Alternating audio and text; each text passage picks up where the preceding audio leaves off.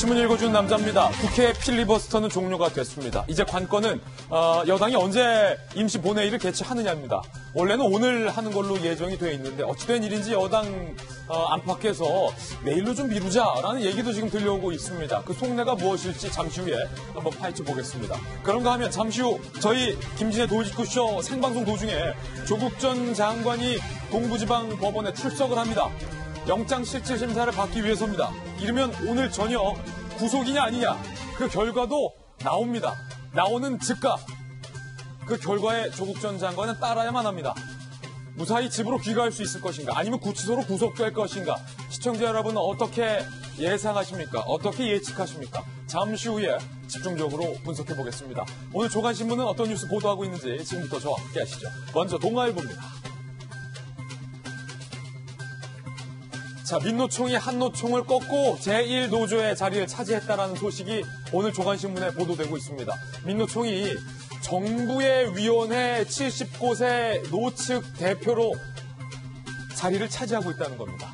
정부가 하고 있는 위원회에 이른바 노동자의 대표를 다 민노총이 차지하고 있다는 겁니다. 전문가들은 노동 정책이 흔들릴 것을 우려하고 있습니다. 노동 권력이 재편됐어요. 그런데 일각에서는요, 문재인 정부가 출범하고 나서 현 정부와 코드가 맞는 민노총이 이렇게 급격하게 세를 확대하는 것이 과연 우연의 일치인가 무관하지 않다라는 분석도 나오고 있는 상황입니다.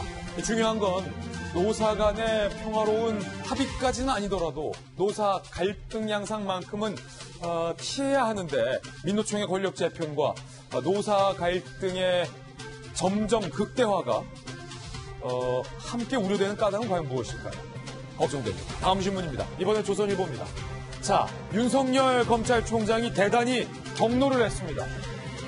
엄청나게 화가 났습니다.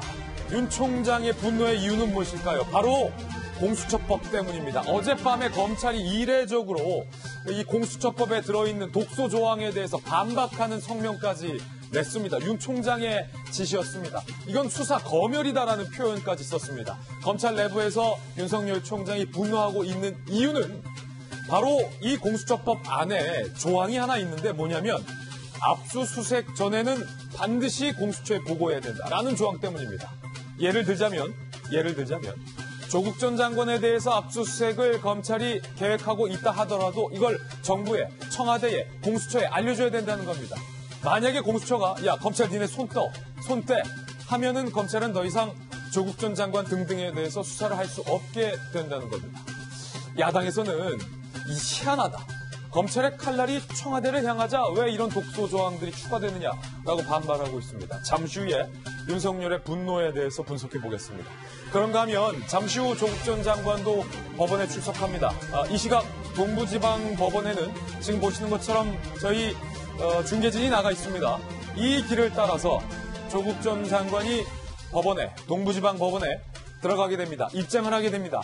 입장 전에 무언가 말을 할 것으로 보이는데 지금까지 조국 전 장관은 계속해서 묵비권을 행사해 왔습니다.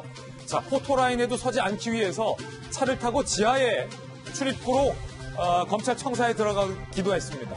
법원은 그럴 수가 없습니다. 걸어서 들어가야 됩니다. 뭐라고 얘기할까요? 과연 조 전 장관은 오늘 어떤 운명을 맞이하게 될까요? 구속될까요? 아닐까요? 유죄수로 구속시킨 권덕진 판사는 과연 조 전 장관도 구속시킬까요? 아니면 집에 돌려보낼까요? 오늘 도시구쇼에서 생생하게 전해드립니다. 이미 상당히 많은 취재진이 저희 말고도 이 동부지방법원 앞에 몰려있는 상황입니다. 다음 신문입니다. 이번엔 중앙일보입니다. 자, 김기현 수사 내용이 언론을 통해서 보도되자 송철호와의 지지율이 역전됐다. 그래프 한번 보시죠. 이거를 리킹됐다라고 하는데 우리가 김기현 수사하고 있다. 이런 비위험이다. 라는 것이 리크되자마자 지지율이 뒤바뀌었다는 겁니다. 까만 건 김기현, 빨간 게 송철호. 자, 크로스되는 이 시점이 바로 3월 16일 경찰이 울산시청을 압수수색하면서 김기현 후보의 공천이 확정되던 그 순간입니다. 이 순간에 뒤바뀌었다. 중앙일보는 이것이 선거 개입의 정황이 아니냐라는 야당의 주장을 담고 있습니다. 선거 6개월 전엔 김기현 시장이 당시 시장에 앞섰지만 수사 뒤에는 송철호 후보가 앞섰다는 게 이게 석연치 않다는 겁니다. 네, 이번엔 다음 신문입니다. 한국일보입니다. 자, 어제 자정을 기해서 국회의 필리버스터는 끝났습니다. 이제는 선거구 획정 밥그릇 싸움이 남았다. 한국일보는 이렇게 전망하고 있습니다. 최대 30곳의 지역구가 없어지거나 늘어나거나 조정의 대상으로 현재 거론되고 있습니다. 선거법은 사전게임이고 이제부터 본게임이라는 거예요. 여당이 오늘 본회의를 열지 내일 열지는 아직 알려지지 않지만 오늘이든 내일이든 이 선거법은 그대로 통과될 가능성이 상당히 큽니다.